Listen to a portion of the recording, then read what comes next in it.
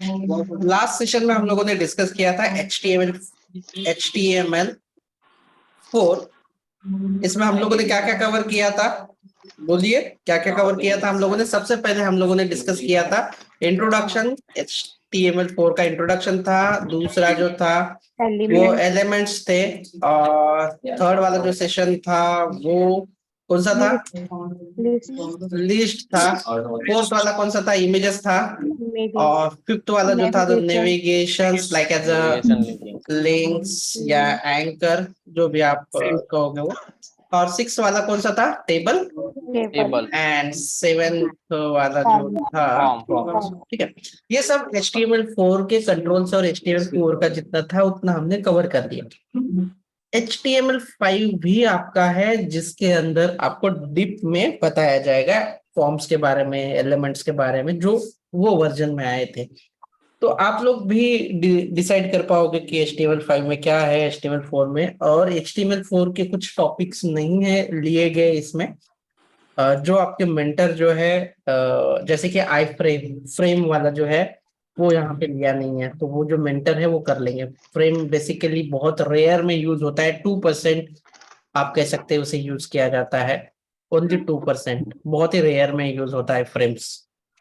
तो वो मेंटर अपने लेवल पे आपको सिखा देंगे, फ्रेम वाला जो टॉपिक रहेगा वो ऐसे।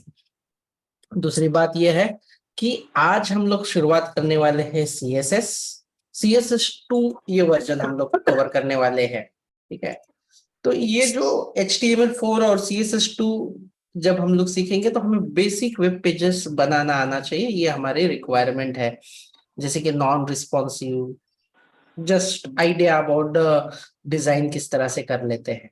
ठीक है, तो ये जो सेशन है मैंने आप लोगों को पहले ही बताया था कि HTML में जो है हम लोग सिर्फ एक चीज सीखते हैं, HTML4 हो या HTML5, सिर्फ हम उसमें क्या सीखते हैं, only one things we learn here, that is called tag. बस अलग अलग तरह की टैग होती है। जैसे कि फिर उसके बाद एलिमेंट्स किससे कहते हैं ये भी मैंने आप लोगों को सिखाया। ये HTML4 या 5 हो, सिर्फ आपको एक ही चीज सीखनी होती है और वो है टैग। ठीक है, अभी CSS क्या है और CSS में कितनी चीजें आप लोगों को सीखनी है, ये अभी हम लोग डिस्कस करने वाले हैं। तो सबसे पहले CSS का आज का जो इंट्रोडक्शन है इसमें हम लोग देखेंगे कि CSS क्या है। CSS का फुल फॉर्म क्या है, cascading, cascading style sheet, cascading style sheet, CSS का जो फुल फॉर्म है ये है। इसका यूज किस लिए किया जाता है, इस्तेमाल किस लिए किया जाता है, तो सिंपल एक लाइन में, it is use to style style और ब्यूटिफाई द HTML एलिमेंट्स। देखो, CSS का इस्तेमाल किस लिए होता है, ये HTML एलिमेंट्स को ब्यूटिफाई करता है, यानी उसे सजाने के लिए काम करता है। ये जो CSS जो लैंग्वेज है या प्रोग्रामिंग लैंग्वेज है, ये किसके लिए यूज की जाती है, HTML एलिमेंट को सजाने के लिए। अगर HTML एलिमेंट ही नहीं है तो आप उसे सजा सकते हो क्या? CSS का इस्तेमाल किस लिए करेंगे हम लोग? हाँ जी हाँ बिल्कुल।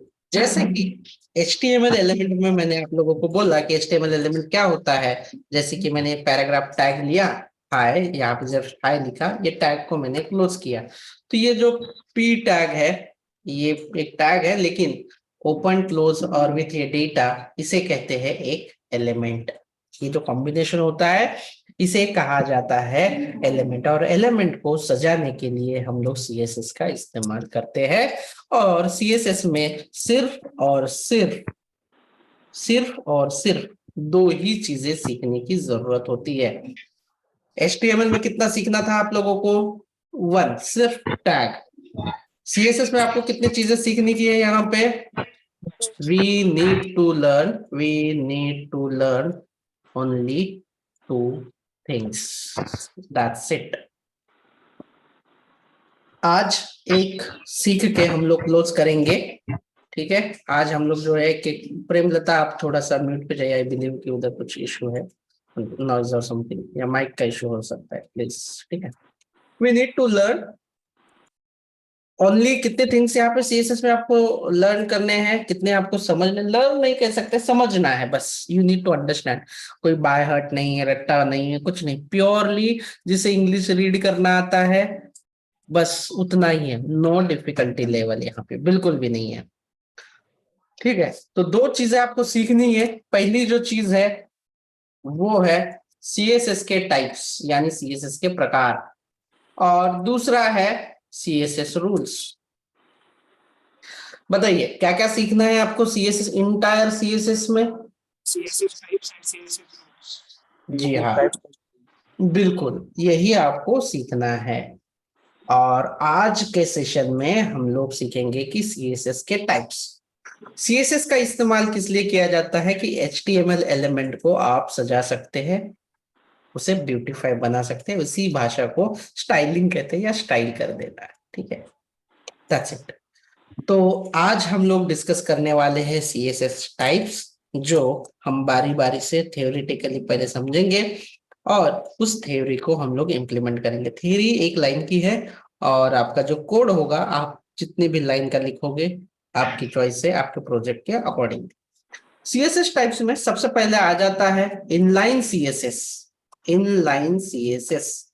दूसरा जो टाइप आता है वो आता है इंटरनल या इसे ही एम्बेडेड कहा जाता है सीएसएस।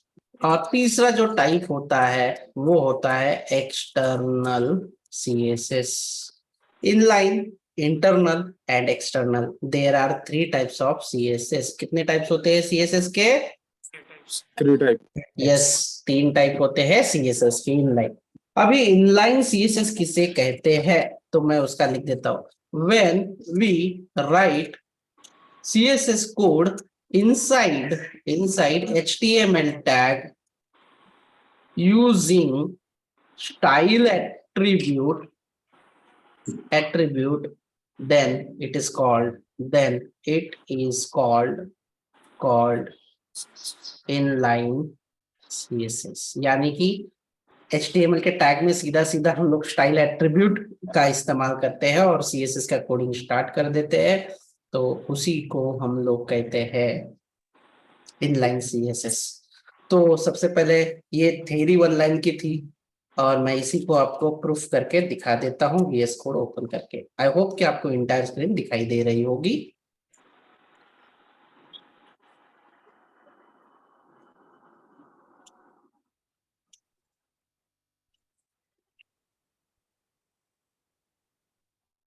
मैं आपका सर रेड ऊपर कलर से का कुछ ऐसा मार्क आ रहा है वहाँ पे। या किसी ने तो बिना उसे क्या बोलते हैं ड्रैग किया है, गलती से हुआ है वो चीज। अभी वही मैं चेक कर रहा हूँ कि मैं निकाल कैसे सकता हूँ, मुझे भी आइडिया नहीं है, मुझे देखना पड़ेगा कि उसे कैसे रिमूव कर सकते हैं।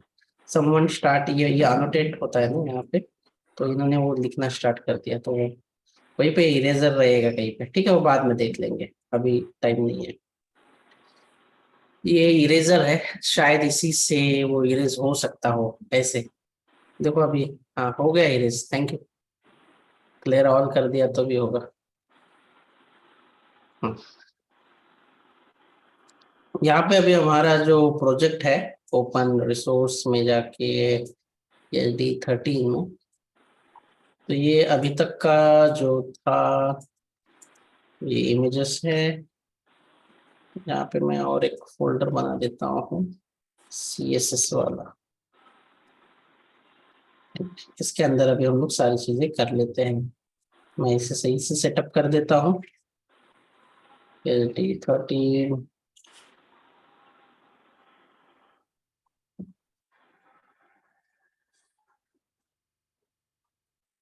तो बेसिकली यहाँ पे मैं ले लेता हूँ एक फाइल index.html, और जैसे कि आप लोगों को सबसे पहले क्या लिखना होता है HTML हेड, और क्या लिखते हैं बॉडी, और बॉडी के अंदर लिखते हैं हाय हेलो ऐसे, और इसे मैं रन कर देता हूँ ओपन विथ लाइव सर्वर से। क्या आपको अभी लाइव सर्वर की स्क्रीन दिखाई दे रही है? जी हाँ। Yes, sir. अभी किसी भी HTML एलिमेंट को अगर हमें सजाना हो तो CSS की कोडिंग इस्तेमाल कर लेते हैं। और उसमें अलग अलग, उसमें क्या है, 3 तरह से हम लोग लिख सकते हैं CSS का कोड। वो है पहला इनलाइन CSS। जब कभी भी when we use this particular CSS coding inside the HTML element, यानी कि यहाँ पे कोई टैग है जिस टैग पे मुझे अप्लाई करना है, जैसे कि हेलो इसका कलर या कुछ चेंज करना है, तो मैं यहाँ पे क्या करूंगा, यहाँ पे लिखूंगा स्टाइल। ये एट्रीब्यूट है, देखो स्टाइल लिखा, देन कलर कोलन रेड। ये जो है कलर, इसे कहते हैं प्रॉपर्टी। कोलन के बाद जो होता है उसकी वैल्यू होती है। तो कलर मतलब क्या होगा, कोई बता सकता है मुझे, कलर से क्या हो सकता है? कलर चेंज हुआ हेलो का चेंज कलर चेंज हो सकता है फॉन्ट का कलर चेंज होता है। हाँ देखो, मैंने बताया भी नहीं कि कलर से क्या होगा, लेकिन फिर भी आप लोगों को पता चल गया कि ये कलर से क्या हो सकता है, बिकॉज ये इंग्लिश में इसी तरह से लिखा जाता है जो कि हमें नॉर्मली अंडरस्टैंडेबल है, कोई डिफिकल्टी नहीं होगी इसकी। आ गया, हो गया कलर चेंज। Yes sir. और ये बहुत इजी है समझने में, बहुत कोई डिफिकल्टी नहीं। सेमी कॉलन देके नेक्स्ट प्रॉपर्टी मैं यहाँ पे लिख सकता हूँ, जैसे कि बैकग्राउंड कलर। अभी बैकग्राउंड कलर से क्या हो सकता है? बैकग्राउंड का कलर चेंज होएगा। जी हाँ, यहाँ पे आपको क्या कलर देना है आप चूज कर लीजिए, कोई भी कलर दे दीजिए। मैंने यहाँ पे कैडेड ब्लू करके दिया है, तो देखो क्या हुआ है, यहाँ पे बैकग्राउंड कलर चेंज हुआ है। तो ये इतना सिंपल है, ये हम लोग आगे देखेंगे, लेकिन आज हम लोगों को सिर्फ इतना ही टारगेट है कि जब कभी हमारा CSS का कोड, ये जो CSS का कोड अगर डायरेक्टली टैग के अंदर लिखते हैं यूजिंग स्टाइल, तो उसे कहा जाता है, क्या कहा जाता है उसे? वो सीएसएस जी हाँ बिल्कुल, इसे इनलाइन CSS कहा जाता है।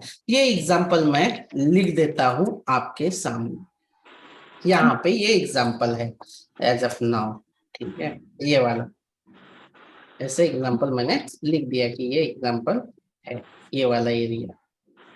हाँ, इसके डिसएडवांटेज है दोस्तों। डिसएडवांटेज मतलब कि जैसे कि मान लेते हैं if you want to put same areas, जैसे कि मेरे पास और भी एक टैग है H2, this is another heading, है ना। तो आप अगर इसे देखोगे अच्छे से, तो क्या H2 को ये कलर आया है?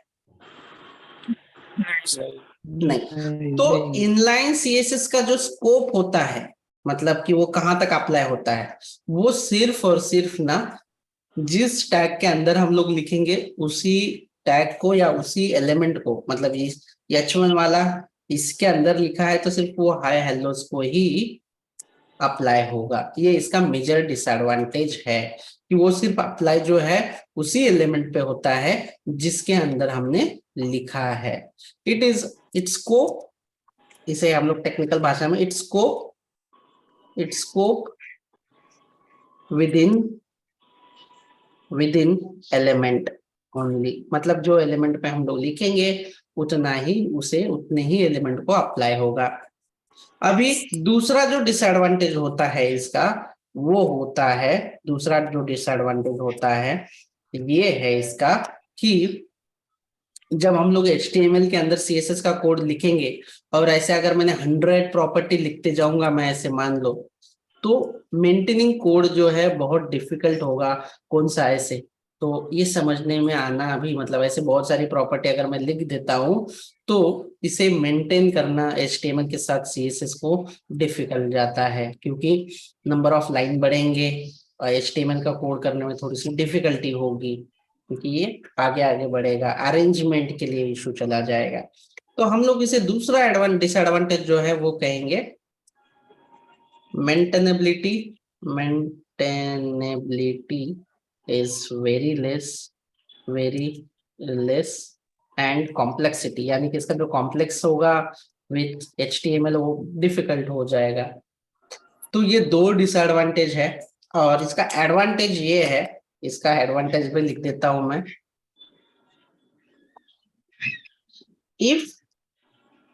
if all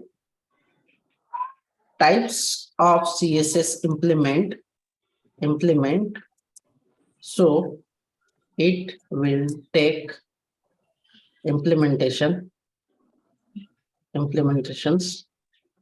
on priority। यानी कि जैसे कि मैंने एक H1 पे तीनों भी तरह के CSS इस्तेमाल किए हैं सेम एलिमेंट पे, तो वो इम्प्लीमेंट सिर्फ इनलाइन वाला होगा। तो इसको हम लोग आगे प्रैक्टिकल से समझेंगे, क्योंकि हमने सिर्फ पहला ही यहाँ पे इनलाइन किया हुआ है, दूसरा और तीसरा नहीं किया हुआ है। तो अभी एज ऑफ नाउ ये हम लोग बाद में समझ लेंगे।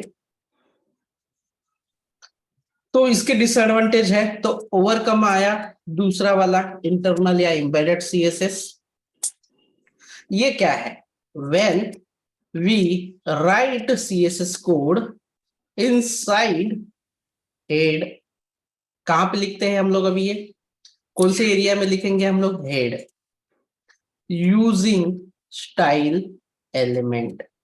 देखो यहाँ पे हम लोग स्टाइल एलिमेंट यूज कर रहे हैं और यहाँ पे हम लोग स्टाइल एट्रीब्यूट यूज कर रहे हैं। एलिमेंट यानी कि टैग से बनेगा, एट्रीब्यूट जो होता है वो टैग के अंदर वाला सब पोर्शन। तो कैसे लिखते हैं इसे? तो इसे लिखने का जो तरीका है, जैसे कि मानो यहाँ पे अभी मुझे ये जो कोड है ये सेम कोड रहेगा, लेकिन मैं यहाँ पे हेड के अंदर लिखूंगा।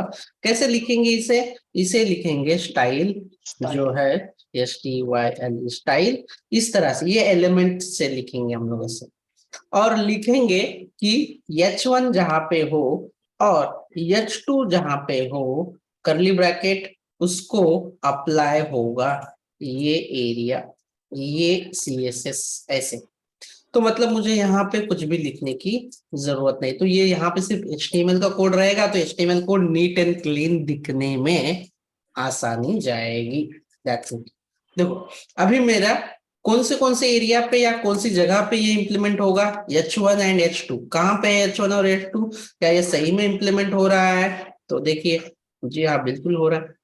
अगर मैं यहाँ पे लिख देता हूँ दूसरा बैकग्राउंड कलर जैसे कि रॉयल ब्लू, यस, तो बैकग्राउंड कलर भी आया। अगर मैं इसे और भी कोई टैग ले लेता हूँ, जैसे कि ले लेता हूँ P tag, welcome to learn CSS, और आपको लगता है कि सेम कलर जो है और सेम चीजें जो है इसे भी अप्लाई होना चाहिए, तो आपको बस ज्यादा कुछ मेहनत करने की जरूरत नहीं पड़ेगी। आप यहाँ पे आओगे तो आपका वो भी काम हो जाएगा। मतलब आपको CSS की कोडिंग कम करनी पड़ रही है या ज्यादा हो गई है यहाँ पे अभी? यस, तो आपका CSS कोड कम हो गया। हाँ, तो ये फायदा है, ये एडवांटेज होता है, और ये चीजें हैं। तो इंटरनल या एम्बेडेड किसे कहते हैं? जब हम लोग CSS की कोडिंग हेड के अंदर लिखते हैं किसी भी पेज के, इस तरह से स्टाइल एलिमेंट यूज करके, ये स्टाइल एलिमेंट है, इसका इस्तेमाल करके अगर हम लोग इस तरह से लिखते हैं, तो इसे आप क्या कहते हैं? इसे कौन से टाइप्स के कहा जाए? इसे इंटरनल या एम्बेडेड CSS आप कह सकते हो। So guys, little bit pause here for the questions and answers. Sir, please start the recording. हाँ, so I have started. So तीसरा वाला क्या होता है? तीसरा वाला, when we use CSS code in separate file, then it is called external.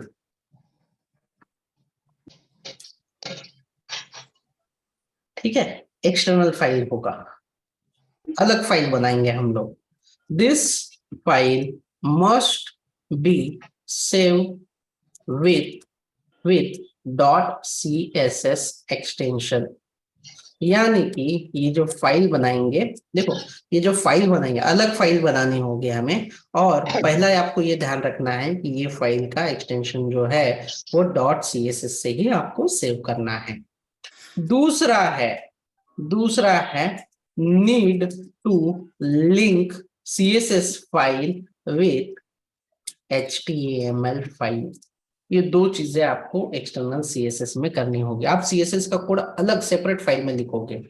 इसके benefit ये है कि आप same CSS code multiple HTML file में इंप्लीमेंट या अप्लाई कर सकते हैं। जैसे कि मैंने यहाँ पे बताया है आप लोगों को इंडेक्स में, यहाँ से मैं कोड हटा देता हूँ, इसकी कोई जरूरत नहीं है मुझे अभी एज ऑफ नाउ। इसको भी हटा दिया, यहाँ पे तो है ही नहीं है, तो दोनों के जो कलर है वो चले गए रहेंगे। लेकिन इसे कैसे में एक्सटर्नल यानी कि बाहर एक फाइल बनाएंगे, कोई भी नाम दे सकते हैं, लेकिन मोस्टली स्टाइल नाम दे के सेव कर लेते हैं हम लोग। आप कुछ भी नाम दे सकते हैं, लेकिन इसका एक्सटेंशन जो वो .css होना मैंडेटरी है। ये फाइल का नाम क्या होना जरूरी है, एंड में नाम कुछ भी हो लेकिन .css होना मैंडेटरी है। अभी सबसे पहले ये फाइल को, चलो फाइल तो क्रिएट कर दी मैंने, लेकिन इसे लिंक करना दूसरी स्टेप बहुत ही इंपॉर्टेंट है। इसके लिए आपको, जैसे कि इंडेक्स को मुझे लिंक करने के लिए आपको हेड में आना है और लिखना है, क्या लिखना है यहाँ पे, कौन सा टैग है यहाँ पे, लिखना है लिंक वाला टैग। और एच रेफरेंस में आपको, आपके फाइल का नाम क्या है, सीएसएस के फाइल का नाम क्या है, style.css। style.css करो, इसे सेव करो। अगर ये सेव नहीं है ना तो देखो यहाँ पे डॉट का साइन दिख रहा है आप लोगों को राइट साइड में, Yes, sir. बराबर। इसे सेव करोगे ना, मैं कंट्रोल से सेव करता हूँ, या तो फाइल में जाके ऐसे सेव करेंगे तो वो जो है वो चला जाएगा डॉट। तो इससे समझ लेना कि आपकी फाइल सेव नहीं है, आपको सेव करने की जरूरत है। चलो इसके साथ तो हो गया। अभी मैं style.css में आके h1 को कलर जो है, h1 को कलर जो है वो दे देता हूं ब्राउन। तो अभी हम लोग index.html में जाके इसे रन करके देख लेते हैं कि क्या उसे ब्राउन कलर आया है। आया है, उसे ब्राउन कलर दिख रहा है आप लोगों को। Yes, sir. Yes sir। अब अबाउट में भी h1 है लेकिन उसको नहीं आया, आप लोग अगर आप देखोगे तो क्या इसके h1 को ब्राउन कलर आया, नहीं sir. क्यों नहीं आया, उसका रीजन है कि आपको यहाँ पे भी हेड के अंदर वो फाइल को लिंक करना होगा इस तरह से। तो लिंक करने के लिए href और यहाँ पे उस फाइल का नाम देना जरूरी है। मैंने फाइल को भी सेव किया। अगर आप देखोगे तो क्या ये जो अबाउट वाली फाइल है इसको कलर आया अभी, Yes, sir. अभी इसे भी आया है।